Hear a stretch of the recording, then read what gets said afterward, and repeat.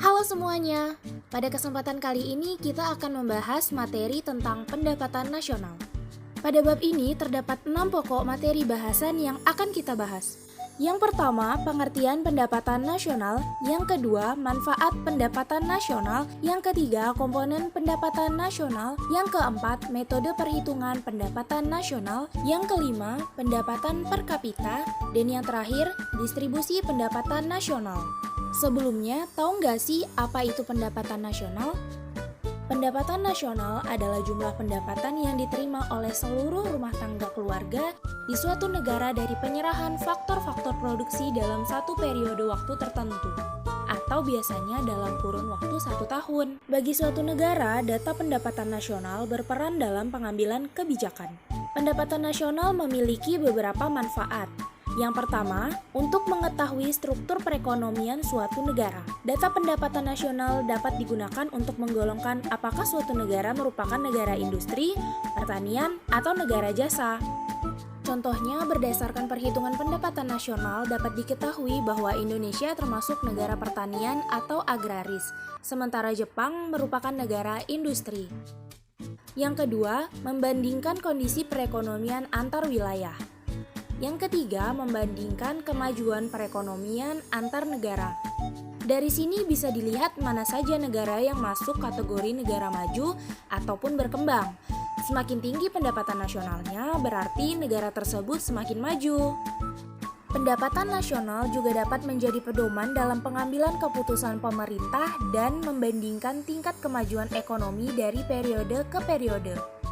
Apa saja sih komponen-komponen yang ada dalam pendapatan nasional? Yang pertama, ada produk domestik bruto atau gross domestic product. Merupakan nilai barang dan jasa yang dihasilkan faktor-faktor produksi suatu negara, baik milik warga negara maupun orang asing yang tinggal di negara tersebut. Yang kedua, produk nasional bruto atau gross national product. Merupakan jumlah nilai barang dan jasa yang dihasilkan faktor-faktor produksi milik warga negara sendiri, baik yang tinggal di dalam negeri maupun di luar negeri. Yang ketiga, produk nasional neto atau net national product. Merupakan nilai depresiasi yang dikurangi dari produk nasional bruto selama 1 tahun dan dinyatakan dalam satuan uang. Yang keempat, pendapatan nasional neto atau net national income merupakan produk nasional neto yang dikurangi pajak tidak langsung dan ditambah dengan subsidi. Yang kelima, pendapatan perorangan atau personal income merupakan bagian pendapatan nasional yang menjadi hak individu dalam perekonomian sebagai balas jasa keikutsertaan dalam proses produksi. Yang selanjutnya ada pendapatan disposable atau disposable income, merupakan pendapatan yang siap dibelanjakan atau ditabung. Dan yang terakhir, ada pendapatan nasional harga berlaku dan harga konstan. Merupakan nilai barang dan jasa yang dihasilkan suatu negara dalam 1 tahun dan dinilai menurut harga yang berlaku pada tahun tersebut. Nilai barang dan jasa dapat dihitung menggunakan 3 metode pendekatan, yaitu pendekatan produksi, pendekatan pendapatan, dan pendekatan pengeluaran. Yang pertama, pendekatan produksi. Pendapatan nasional dihitung dengan menjumlahkan nilai produksi tiap-tiap sektor ekonomi atau menjumlahkan seluruh nilai tambah semua kegiatan ekonomi yang dihasilkan oleh perusahaan. Perhitungannya dapat dirumuskan sebagai berikut. Perhatikan contoh soal berikut. Dari pertanyaan di atas, kita dapat menjawab menggunakan rumus pendekatan produksi. Kain batik sebagai P1, sepatu sebagai P2, dan beras sebagai P3. 250.000 kain batik dikali dengan 20.000 jumlah kain batik, ditambah dengan 350.000 sepatu dikali dengan 5.000 jumlah sepatu, ditambah 100.000 beras dikali 100.000 jumlah beras, maka pendapatan nasional berdasarkan pendekatan produksi didapat 16.750 juta rupiah. Yang kedua, pendekatan pendapatan. Pendapatan nasional dihitung dengan menjumlahkan seluruh pendapatan yang diterima masyarakat sebagai pemilik faktor produksi atas penyerahan faktor produksi kepada rumah tangga produsen. Perhitungannya dapat dirumuskan sebagai berikut. Perhatikan contoh soal berikut. Dari pertanyaan di atas, kita dapat menjawab menggunakan rumus pendekatan pendapatan. Nilai sewa sebesar 400 juta ditambah dengan nilai upah sebesar 300.000 ditambah dengan pendapatan bunga sebesar 350 juta ditambah dengan laba sebesar 450 juta. Maka pendapatan nasional berdasarkan pendekatan pendapatan adalah 12.300.000 rupiah. Yang terakhir, pendekatan pengeluaran. Pendapatan nasional dihitung dengan menjumlahkan seluruh pengeluaran tiap-tiap pelaku ekonomi. Perhitungannya dapat dirumuskan sebagai berikut. Perhatikan contoh soal berikut. Dari pertanyaan di atas, kita dapat menjawab menggunakan rumus pendekatan pengeluaran. Didapat besar konsumsi rumah tangga sebesar Rp30 ditambah dengan investasi sebesar Rp35 ditambah pengeluaran pemerintah sebesar Rp50 ditambah nilai ekspor sebesar Rp50 dan impor sebesar Rp35.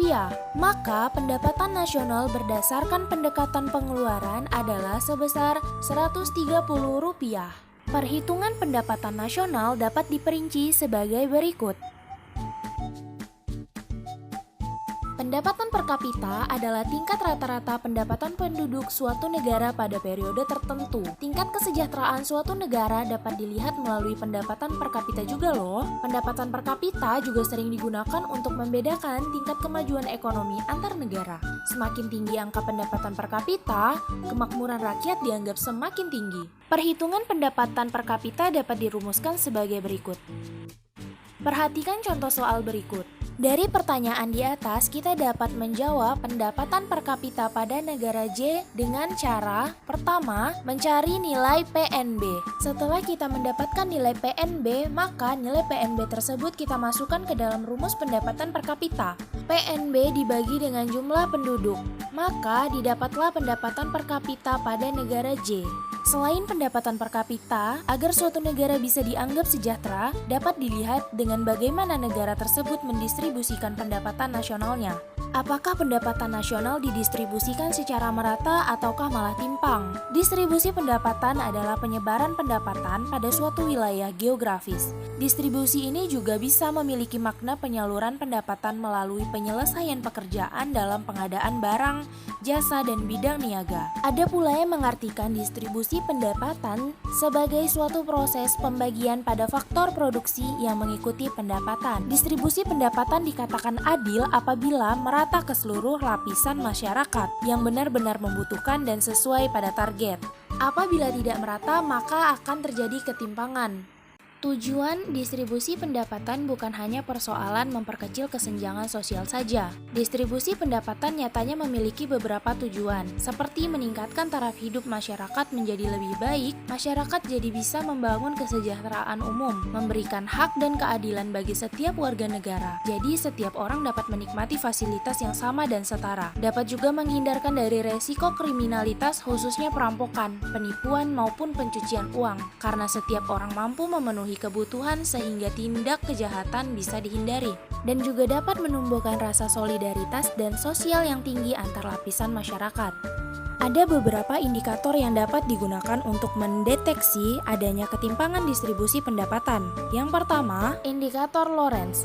Indikator ini memperhitungkan antara pendapatan aktual dengan persentase jumlah pendapatan. Indikator ini digambarkan dengan kurva yang mana jumlah penerimaan pendapatan adalah sumbu horizontal dan pendapatan aktualnya adalah sumbu vertikal. Jika garis horizontalnya memiliki jarak kurva yang jauh, maka semakin tidak rata distribusinya. Kurva tengah menunjukkan distribusi paling buruk, di mana kurva Lorenz memiliki posisi paling jauh dari kurva horizontal dan bernilai negatif. Kemudian kondisi distribusi paling baik adalah kurva paling kanan, di mana posisi kurva pada tahun ini paling mendekati garis diagonal. Yang kedua, indeks rasio Gini. Nilai rasio Gini hanya mulai dari 0 hingga 1. Rasio ini mampu menggambarkan dengan sempurna pemerataan pendistribusian pendapatan. Bila hasilnya semakin kecil, maka ketimpangan yang terjadi juga lebih kecil. Apabila hasilnya lebih besar, maka kesenjangan yang terjadi juga lebih tinggi. Berikut besaran level ketimpangan distribusi pendapatan menurut rasio Gini. Yang ketiga, distribusi ukuran.